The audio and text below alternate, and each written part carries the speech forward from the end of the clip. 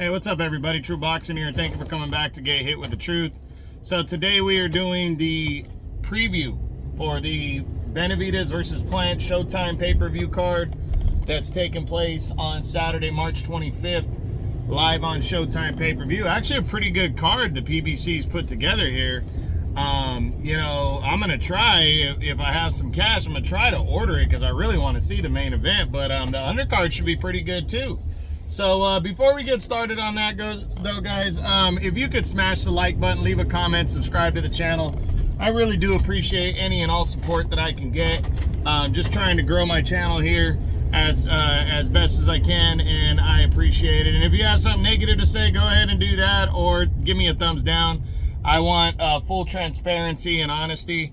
So that's it. So let's jump into this card now. We start with the undercard, and we're going to kick it off with Cody Crowley, undefeated welterweight contender, battling former world title challenger, still welterweight contender, Abel Ramos. Good matchup right here at welterweight. You know, Crowley is the favorite going in. He's undefeated. He's coming off of his career best win on the Spence Ugas undercard last year, where he pretty much dominated Josecito Lopez. It was somewhat competitive halfway through, and then he took over in the second half and left no doubt, dominating Lopez to a 10-round decision. And now he wants to keep that ball rolling against the veteran Ramos, who is bouncing back from a February of last year defeat. So it's going to be about a 13-month layoff for him when he lost to in an upset. He lost by a decision to Jose Santa Maria. So he's trying to bounce back from that and prove that he is still a very legitimate, you know, welterweight contender. And, you know, it should be a good fight. You know, I'm picking Crowley to win this one by a convincing decision, though. But I wouldn't be surprised if it's close, because Abel Ramos is just one of those guys that can make it close. The next fight on the card is the lightweight debut of Chris Colbert, who was a highly touted prospect at 130. A lot of people thought last year was going to be his year to become world champion, and he ended up getting upset last year against Hector Luis Garcia in February. And now 13 months later, he's going to return, but it's not an easy task. He's taking on Jose Valenzuela, who was a highly touted prospect at lightweight before he got upset and knocked out against Edwin De Los Santos in his last fight. So both guys coming off of losses. Colbert wanting to make a name for himself. Valenzuela wanting to bounce back from a knockout defeat. To be honest, I'm picking Colbert to win this one by a decision. But I really wouldn't be surprised if he got caught and upset in this one by Valenzuela. So we'll see what happens. Should be good on the undercard, but I'm picking Colbert by a decision. Then in the co-feature, we got what looks to be like a banger right here. You got Jesus Ramos, that is Abel's nephew, is taking on Joseph Spencer. Two undefeated 154 pounders that really haven't done much. You know, Ramos, his claim to fame right now is the fact that he avenged his uncle's loss to Jose Santa Maria last year and got a clean one-sided 10-round decision over Santa Maria in the very next fight. So he's coming off of that and wants to really prove himself in this co-feature. He's 19-0 with 15 knockouts, taking on Spencer, who's not a bad fighter himself. He's 16-0, and I believe he's got 12 knockouts. So this should be a pretty good fight right here. I think it's going to be a good one. I'm going to go with Ramos, but, you know, I don't know much about Spencer, but I'm going to go with Ramos. I think it's going to be a good matchup, though. I think these two guys are really out to make a statement. But in the main event, you have David Benavidez, the reigning undefeated WBC interim super middleweight champion. He's a former two-time WBC champion. Excuse me one second. He is battling the former IBF super middleweight champion, Caleb Plant. The interim title will be on the line. this is a huge grudge match between two of the top 3 or 4 super middleweights in all the world.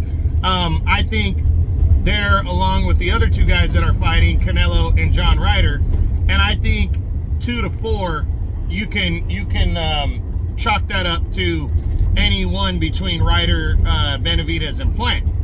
Benavidez, well, first off, guys, if you want to watch the breakdown of this video, go check it out.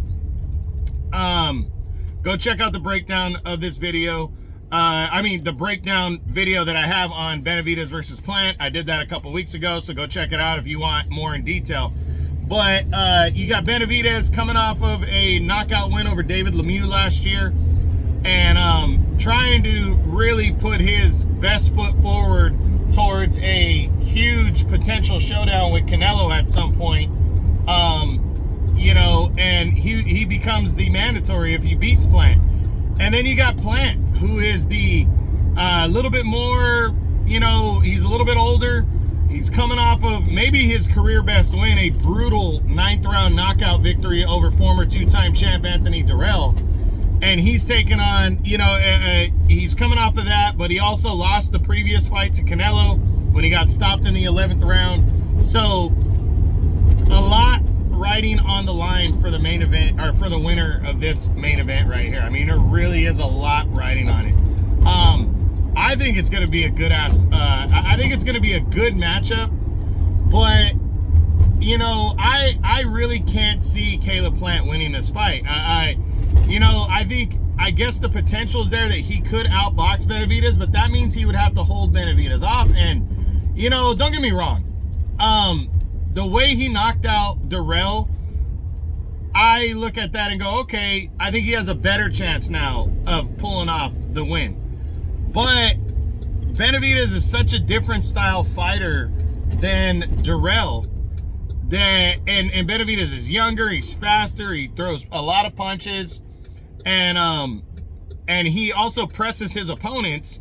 And I look at that, and then I look at the way that Plant got pressed against Canelo. I look at Plant when he's been in there against the power puncher, how he stands back and counter punches. That's his natural style, and that's okay. But I don't know if he's going to be able to hold off David Benavidez in this fight. I just don't know if he's going to be able to do that. I don't think he'll be able to do that, and I think it's going to be an interesting matchup between the two. But I'm picking David Benavidez to win this fight by a TKO in the later rounds and retain the interim belt and put himself in line for the Canelo Alvarez showdown sometime, hopefully next year. You know, I mean, obviously everybody would hope for this year, but I think Canelo's year this year is kind of tied up, so I would really hope for that showdown to be next year. But we'll see, you know, we'll see what happens, and it's going to be good. I do think Plant is a live underdog. I think there's a chance, you know, that he could pull this one out, maybe.